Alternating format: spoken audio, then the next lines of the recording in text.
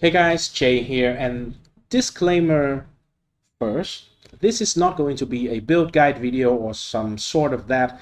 I am going to share something that I think is pretty interesting.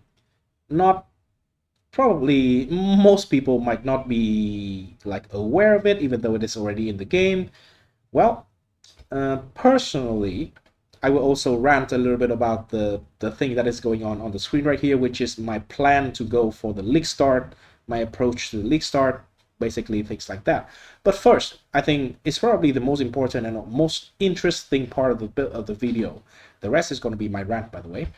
So the first thing is I I kind of want to try to do a Slam Ignite build as a league start because I realized that there is quite a lot of support for it early on the skill tree. This part probably like the first 20 level we might not be getting a lot, but we're getting there, right? The thing is, I just realized that this node even exists. I know that they changed this one earlier, and this is here already. However, I never even look at it and like think about it.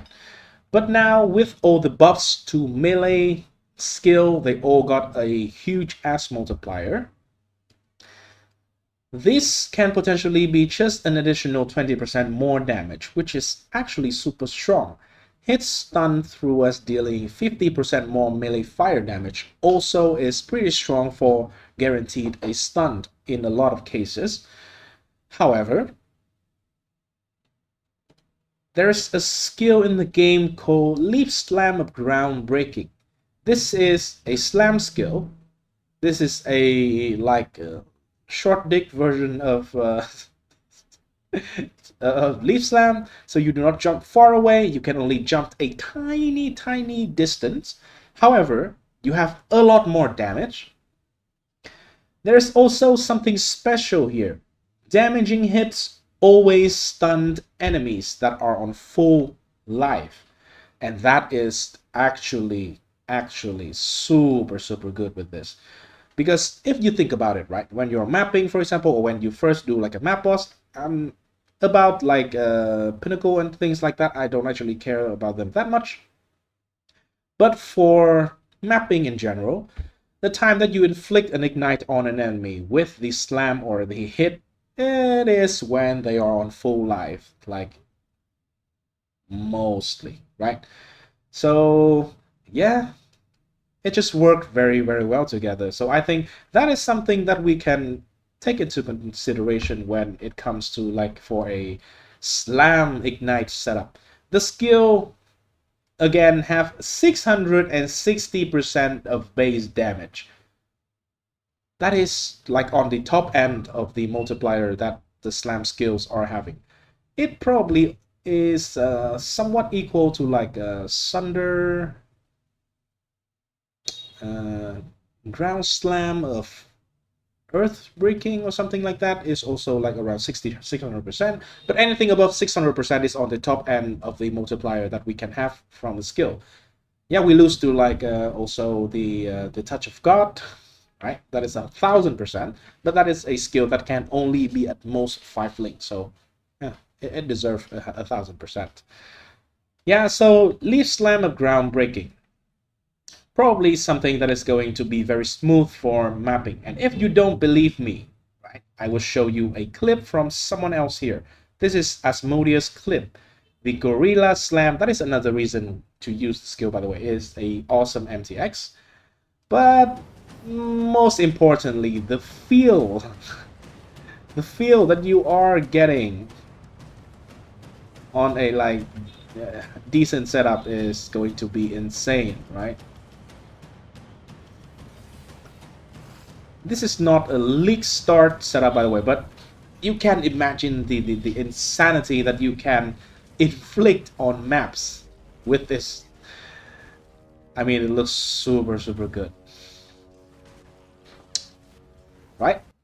Just basically explode everything, and that yeah, this is meant to be like a very mapping focused character anyway. So I think, yeah, that is something to consideration. Now, that part is sharing about the tech. Now this part is going to be me ranting about the plan that I am going for. I'm not going for actually the Leaf Slam of Groundbreaking. I am going for Tectonic Slam of Cataclysm. This is a 475%, 72% base at level 20. So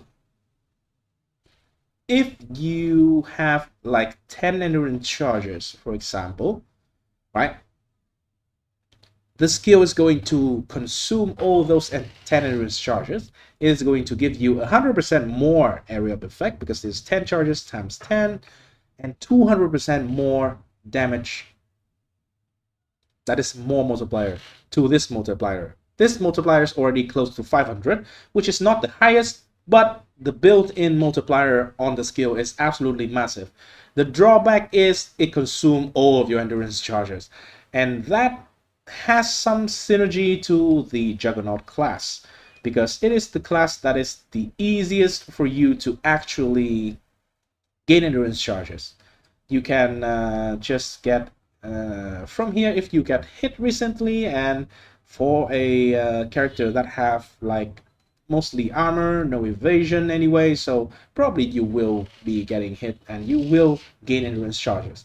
You also have endurance charges on kill, which is going to be enough on mapping anyway.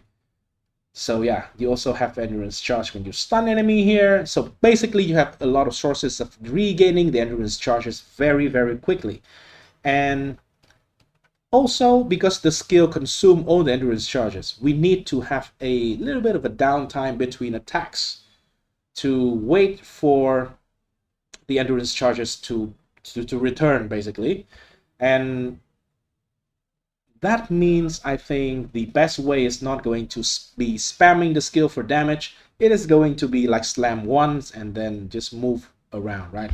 So it naturally have good synergy with things like Ignite. It's not going to be bleedable because the skill convert 60% of your damage to fire already. So if you want to scale bleed with this, you're not going to have a good time. Bleed is exclusive to physical damage, and because we convert like the rest of it 40% to fire, now we have 100% of damage physical as converted to fire, and we can ignite with that 100%. And yeah, the rest of the tree is pretty cookie cutter. With the chance to ignite here, we have 15-15 here, right? And then 15-15 here. We have very good recovery from mapping from this one. We have 60% chance to ignite very early on. If you want to, you can slap in combustion, and you have pretty much 100% chance to ignite. Later, you don't want to use combustion on your main links. You have 15% here and 20% from here, and you have 95% chance to ignite already, and that is way more than enough. This is a very rough plan. I did not really POB the number, because if you look here, I don't have any skill. The gear is just whatever life resistant that I just randomly put in to see things, right? So yeah, I didn't config or do anything, so the number here is not correct. I didn't mean to do like a build guide on this one. I just want to start it up myself because I think this is something that not a lot of people is going to be playing. People are kind of focusing on, if they are like a non-gladiator, they are doing some kind of hit slam base. And I just want to do something a little bit different, as usual. Every single league start, my first character, my first build normally is absolutely dog shit, because I want to try something new. I try to do something wonky with it. So yeah, it's just naturally how it plays out. Anyway, here I decided to actually go for this one, probably because I really want to quickly respec or basically change into the AFK setup that I planned as quickly as possible.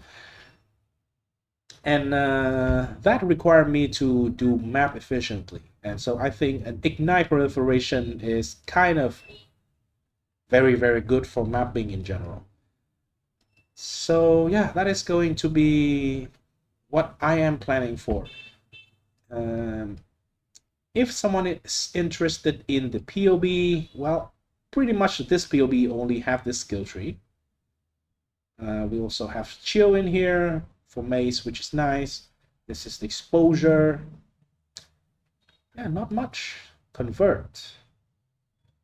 Here I also have critical strike, not inherently ignite, because we don't crit anyway. I am taking resolute technique for comfy again. I'm not aiming for the most amount of damage.